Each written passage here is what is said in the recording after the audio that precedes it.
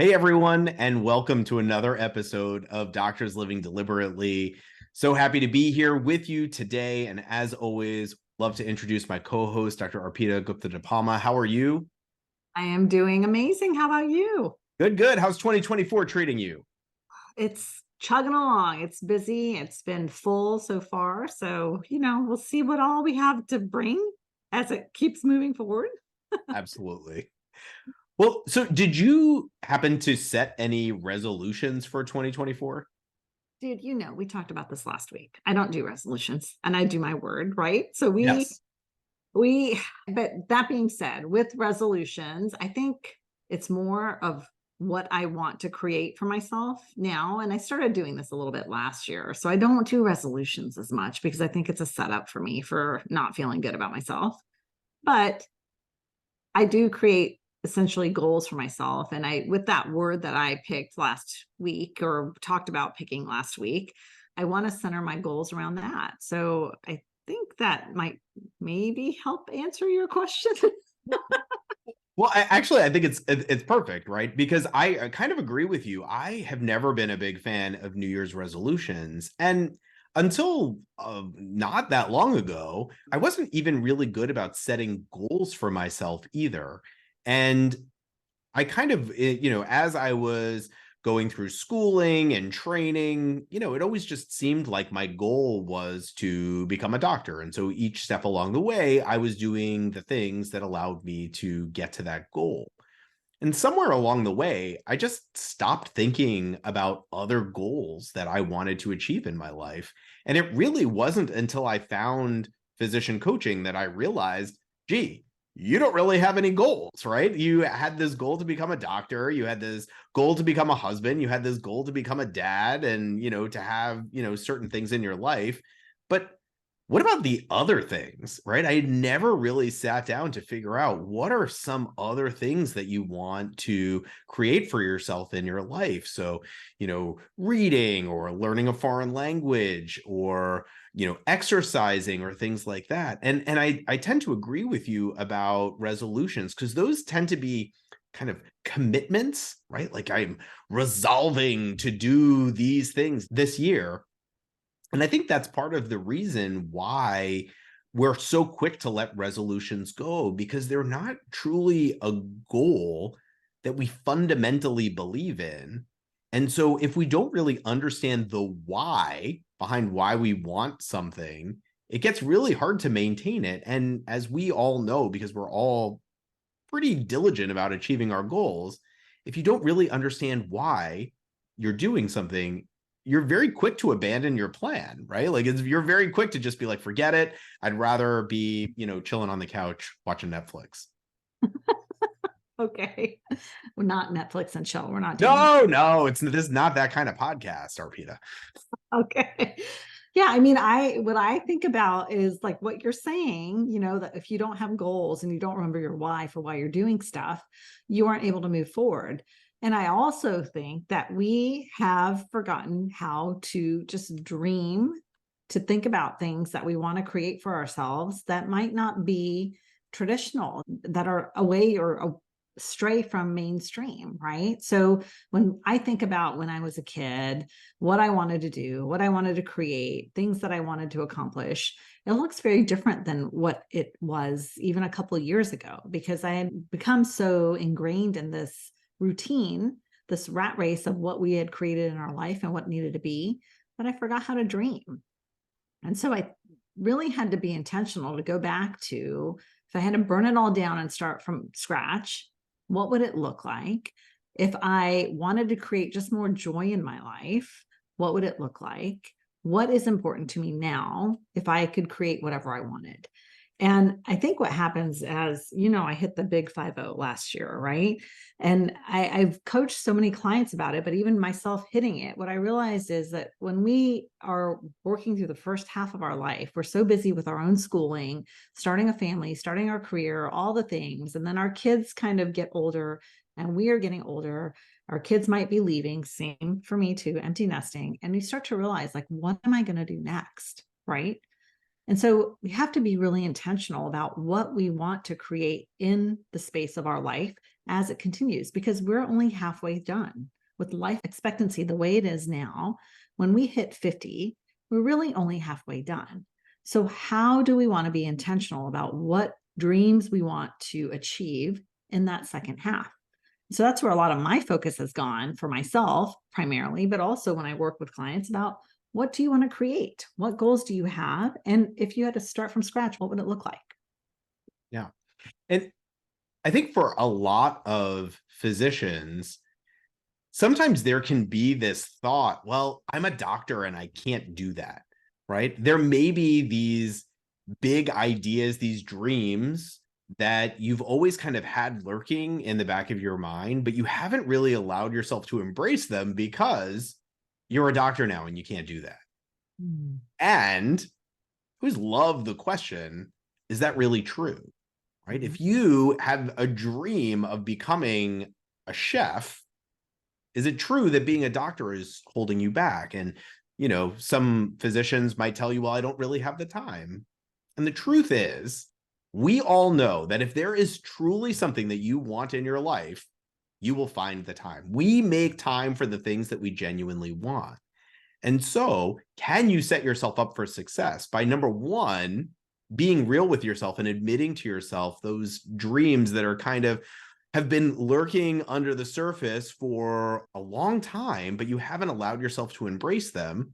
And number two, can you give yourself permission to explore it, to see, maybe you get in the kitchen for the first time and it's a disaster and you just decide, forget it, this isn't my thing. But can you allow yourself the opportunity to even get into the kitchen and see, maybe there's something here? Yeah. And I think that's where being intentional about wanting to create something is key, is really important, right? And so this goes back to why we have to set goals for ourselves. So if we have recognized or kind of built the awareness around the fact that we want to add something new to our life, we want to enrich our current life, or maybe we want to change it completely, have a completely different career or home situation, whatever it is, we have to be really intentional about setting those goals. And we do this for multiple reasons, but unless we sit down and say, hey, I need to set these goals, we're not actually going to be able to move forward. Our brain needs that direction, that supervision to be able to guide us towards moving forward in that direction. And we want to do this by creating these goals so we don't keep reliving the past, right? In order to move forward into our future and create that future, we have to have a goal there in mind that we're moving towards. Otherwise, we stay stuck in that past. And then we also have to be very intentional towards taking those steps towards moving forward. So it's a stepwise process for creating the goals and then taking those actions with intention to move ourselves towards them, right?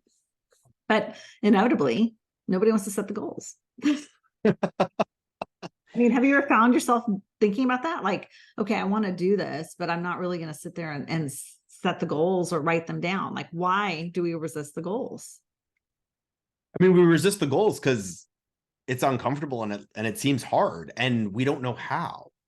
Right. And yes, right? Because if you already had the know-how and the desire and the motivation and the will, if it was just automatically there, you would have already done it. Right. So it's difficult to make the decision, yes, I'm going to set this goal, and yes, I'm going to follow through on it, when you don't know how you're going to get it done. Right. And of course you don't know how. And you are a hardworking, motivated physician who has done so many things and accomplished so many goals in your life. And of course you're going to figure out how. It's just a matter of time. Yeah. I was going to say badass physician, but badass. Yeah, Yes. badass. Yes. I mean, I think that's totally spot on, right? We resist it because it's uncomfortable. There's the uncertainty of, even if we put this as a goal, what if it doesn't happen, right? So there's that doubt around not being able to accomplish it. There's the uncertainty of not knowing how, like you said. And it's just, we've gotten so used to our routine and our day to day that shifting away from that requires more energy, it requires more effort. And so you really have to do some self-reflection on what it is that you want to create, what your why is behind it. So that can be your driving force for when you get into these little stagnant areas where, hey, I don't know if I want to do it. What is your why there? Why are you wanting to do it in the first place? Right? You have to have a compelling why. Yeah. The why is your crutch, because inevitably things are going to get hard. Things are going to get challenging, and you are going to want to give up on your goal. And the thing that is supporting you in that moment where you just want to throw it all away is your why. And so it's so important that you know why you want to accomplish your goal, so that when the going gets tough, you can keep going. Yeah. And I found like how do we actually move towards those goals? I think the number one thing that we have to really start thinking about is not worrying about what the hell other people think, right? I Yeah. think that holds back so many people about what we are supposed to do as physicians, how we're supposed to behave, what that life looks like. And we need to let all that shit go. Like when we can stop worrying about what other people are going to think, if we change paths or add something different into our path, what that means about us, that's when we're truly living an authentic life, when we're having the freedom to do what we truly want to do that brings ourselves joy. And we also have to unlearn that we don't have to be so damn hard on ourselves, right? Because we think we have to work harder, harder, and harder to get better at something. And I actually just coached myself with my coach today on this about how I feel like I'm really kind of not tired, but I want to settle into the ease of not working so hard in the second half of my life, yet still achieve the benefits of it. So, how do I do that? How do I work a little bit less harder, but still reap the benefits? So, that requires intentional thinking and just reflection again on how I'm going to create that for myself. Yeah. And I think the most important thing, like you said, when we're trying to shift toward these new goals is expect that it's going to suck half of the time, right? And be okay with sitting with the negative, shitty feelings that come with it. That, yeah, you're going to fail. We talk about it. It takes 100 fails to get a win, right? So it's not going to feel good. So don't expect it, right? If you're expecting it to be rosy and beautiful the whole path, you're missing half of your life. So expect it to suck half of the time. And then as you're working through it, when those times come, you're able to just kind of be present with it and then move forward. A lot of times there's so much fear about being in that negativity that holds you back from even starting. And you just have to kind of ask yourself, do I want to be one of those people that doesn't even start because I'm scared of what it's going to feel like? Or do I want to suck it up and deal with the negative side of it so I can get to my ultimate goal that I'm trying to create?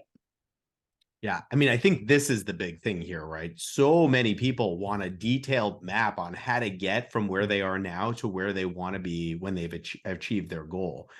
And the truth is, there's not one direct path that gets you from here to there. And it is about trying things and seeing what works. And as you go out there and try things to achieve your goal, you might mess up. It might not work out right, and you might downright fail. And the beautiful thing about that is that all of those obstacles show you exactly how you have to go to achieve your goal, right? If you try something and it doesn't work, well, you clearly know that that was the wrong path. And so now you get to pivot and try something different. And so just know that the obstacles that come up for you on your way to achieving the thing that you really want, they're just lighting the path up for you. They're just showing you how to get to where you want to go. Yeah. And I will go as far as to say that a lot of times we create these goals for ourselves because we think it's going to feel amazing when we get there. We are anticipating how good it's going to feel for us when we reach that goal. We overcome the obstacles and get to our final destination. And what happens is when we're only working through it in the anticipation of getting to that positive feeling at the end, we're missing the journey along the way, right? And so instead of waiting for that positive emotion that we want to get when we get there, I ask you to instead consider how can you create that emotion for yourself now as a driving force to help push you towards your final destination, right? So if you think that, you know what, if I create this amazing business and I sign clients so that my whole panel is full, that's going to feel so amazing. I'm going to feel so proud of myself and so successful. how do you create that feeling of pride and success for yourself now? What can you start to think about what you've already done and what you're doing that creates those emotions so that you use that fuel to drive you to where you want to be? Right. It's hard. I mean, I know we are here kind of talking about the process. And, I think you and I are kind of in it. We have these goals that we want for, our businesses and our life and how we want things to go. And it's so easy to get caught in that belief that like when I get all the things that I want, like then finally it's all gonna feel so much better. And the truth is, it's always gonna feel like this, where there's always gonna be, right, as you continue to achieve your goals, you're going to create new goals for yourself. You're gonna want new things. So learning to be happy now with the things that you have while you're working towards these big new goals, it's so important. And I'm saying this as somebody who's trying to do that as well. I am far from perfect at doing this. And I get stuck in this arrival fallacy all the time of believing that there is better than here. And I need these types of conversations to pull me back in and remind me, like, no, your goals are great. Keep working, keep going. And there is not better than here.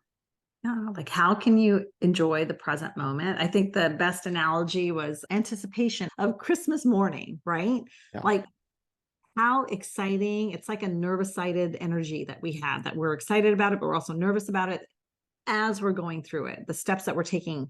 So that's such a good feeling, quite frankly. So why not just embrace that? Oh, I use my word. Why not embrace that feeling so that you can be really, truly joyful as you're going on that path? And that's so much of the goodness, right? The anticipation of getting to your final destination and your goal. That's so much of the goodness of having the goal itself. Yeah. So how do you settle into that, right? And just remembering, like I said, we're on this path, 0 to 100. We're only halfway there.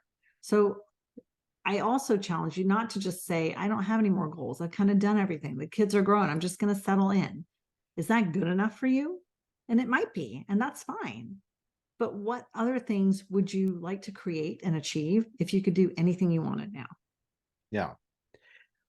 One of the ways that I have tried to do what you're saying, to remind myself and to enjoy kind of the little moments is, and you and I have talked about this before, I actually keep a document, right, in my Google Drive of month to month what I've done that month toward achieving my goal, right? So I will, like say in March of 2023, released first podcast episode so that as I'm making my way through, I get to look back and say, like, oh my goodness, I forgot that I did all of these things, because it's so easy to look and see how far away we are from achieving the thing that we want. And if you don't pay attention to all of the steps that you're taking along the way, and you're just always looking forward, it all feels so hard and so impossible.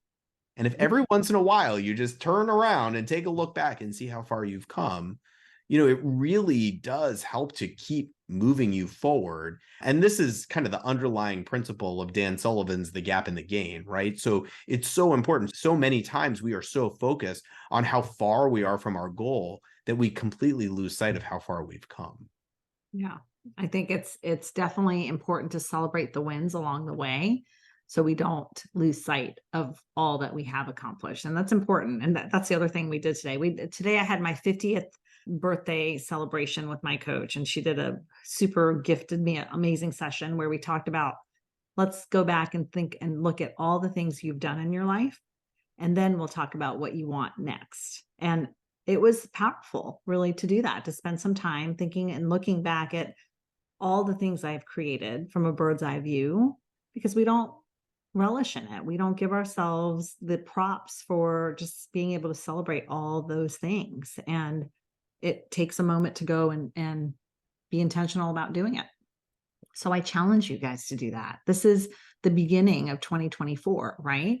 So maybe spend a little bit of time this week looking at all the things you've already created in your life and what you want to do next in the next phase. What are some of the things, the goals, the things you want to achieve for yourself? I mean, one of the things on my list is I want a Bernese Mountain Dog. So we're not talking like they have to be huge. One of them was that I want to have a life of intention with my kids where they come back and we visit, and we're planning at least 2 trips a year together. Like, it can be anything, but literally, I want a Bernese dog to bring me joy because it brings me joy. So what do you want to create for yourself in your life in 2024? Yeah. And just like you were saying, right, these can be smaller goals or they can be transformative, life-changing, seismic shifts from where you are now. And let today be the day that you decide that these are the things that you want in your life, and then start making small steps toward making them a reality for you. Yeah. Amazing. Awesome. Very good. I had fun talking about it. Now we have to implement it and make it happen. And I think also, aren't we picking our winner soon?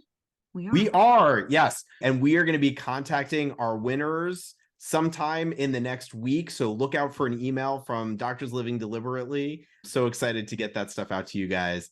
All right. I'm going to go and start brainstorming my goals for 2024. And thank you so much to all of you for coming and joining us for this episode. And we look forward to seeing you next time on Doctors Living Deliberately. Have a great rest of the week. Take care. Bye.